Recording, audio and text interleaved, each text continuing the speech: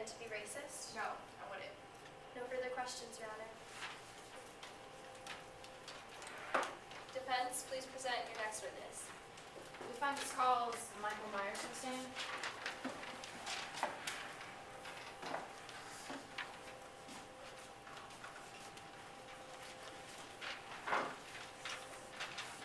Just to clear the air, Mr. Myers, what makes you a qualified witness to defend Huckleberry Finn regarding the book's controversy as well as the trial and its content?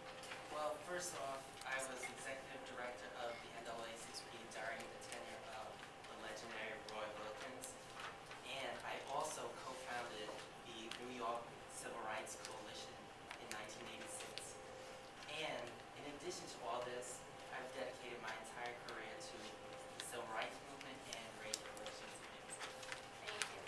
Regarding current NAACP Chairman Julian Bond's attempts in 1999 and 2004 to censor Huckleberry Finn and instruct the NAACP's branches to file grievances against school administrations that allow Huck Finn to be read, how did you respond to Mr. Bond's statements?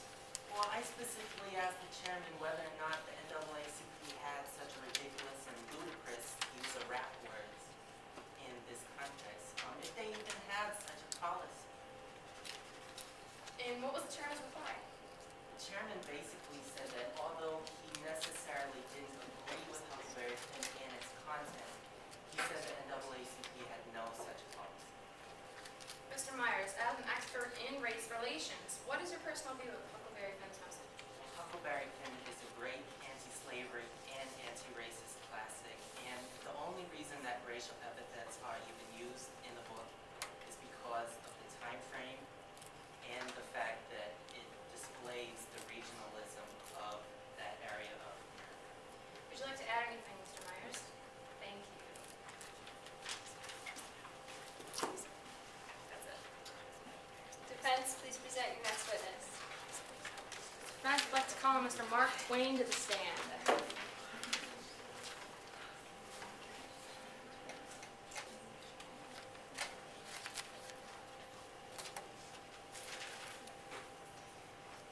Hello, Mr. Twain. First and foremost, yes or no, do you believe that your novel, The Adventures of Huckleberry Finn, perpetuates and supports racism?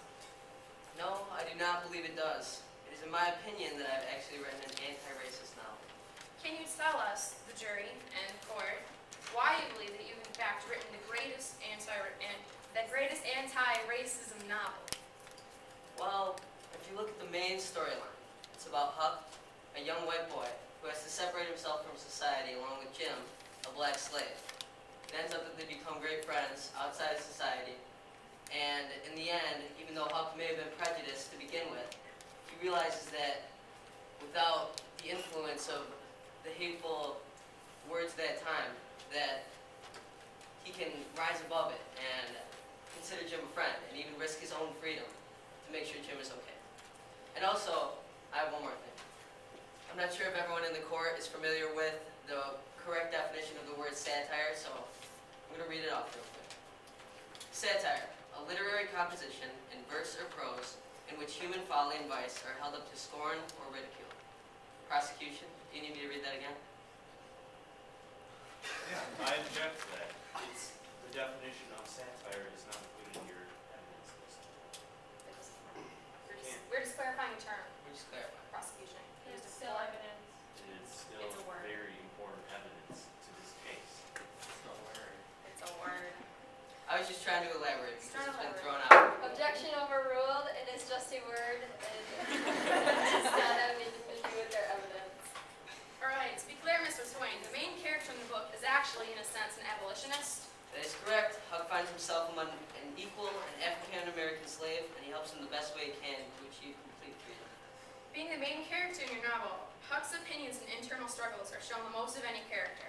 What message involving the topic of racism were you trying to portray through Huck? Well, Huck, like any 13-year-old boy of his time, was greatly influenced by the mindset that his peers in society suggested. However, when Huck is separated from that society, I show that he's an independent thinker, and that he can really think about himself to do what's right. And he does. What does the character of Jim represent, and what was his character written to suggest about society?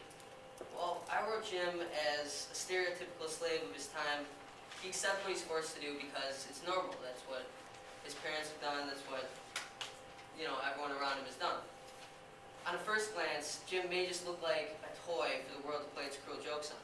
But his second look shows that he's a strong-willed and brave man. I think it's really important for the reader to see Jim in the second context. Because when he's free on the water, he's living his life like a dream, and he becomes probably the most moral, honest man in the story. In your own words, what were your motives for writing The Adventures of Huckleberry Finn? I spent about 10 years perfecting my novel because I needed to get it right. The reader needed to understand that America has made mistakes, and that that's how things used to be, and we needed to learn from it. My main goal was to show the contrast between the mob-like mentality of society and a single-voice search for what he believes is morally right. Is there anything else you'd like to add, Mr. Wayne? Thank you, that's all. Defense, please present your next witness.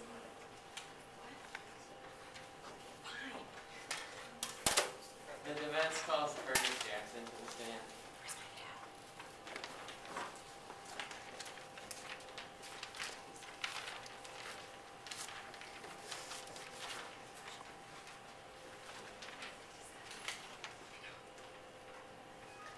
Please state your name, background, and profession for the court. My name is Curtis Jackson III. I've been a professional rapper since 2000 under the name of 50 Cent, and I released my first record in 2003. Could you please explain to the court what this is? This is a song I wrote for my album War Angel. It's entitled I Line N-Words. Could you please read the highlighted chorus? I line N-words, I do my homework. I find N-words, the N-words that did that. They my N-words, you bring that BS. Round my N-words, you die. Die, N-word, die. How many times does the N-word appear in this song, Mr. Jackson? 36 times. So it's fair to say that this term is not scarcely used among African Americans, as the prosecution pointed out in their opening argument? Yes, that is correct. It is not scarcely used among African Americans. Could you please explain to the court why you use this racist and supposedly offensive term so many times in such a short song? In my opinion, it is necessary to use the N-word so many times in this song to show the anger in this scenario. I'm not angry toward black people, and I certainly don't mean to offend people. In these contexts, the term isn't racist. I am simply using the term to set the scene and show what really would be said in this scenario. While I'm using it angrily, it's not a bad thing to say because it purely shows what would be said. So it would be fair to say that you believe using the N-word to set the scene or show how people talk and display their attitudes is not racist? Yes, that is correct. Are you a racist for using the N-word? Absolutely not. You're an African American, are you not? Yes, I am.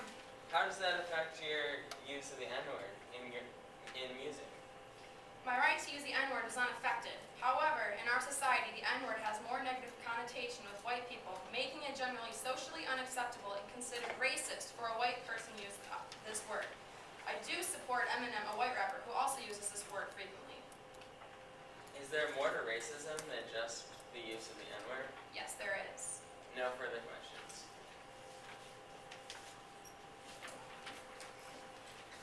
Defense, please present your next witness.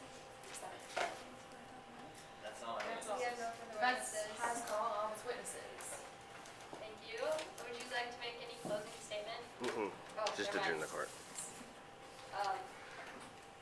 Court is now adjourned for the day. Court will reconvene on Thursday, Thursday. October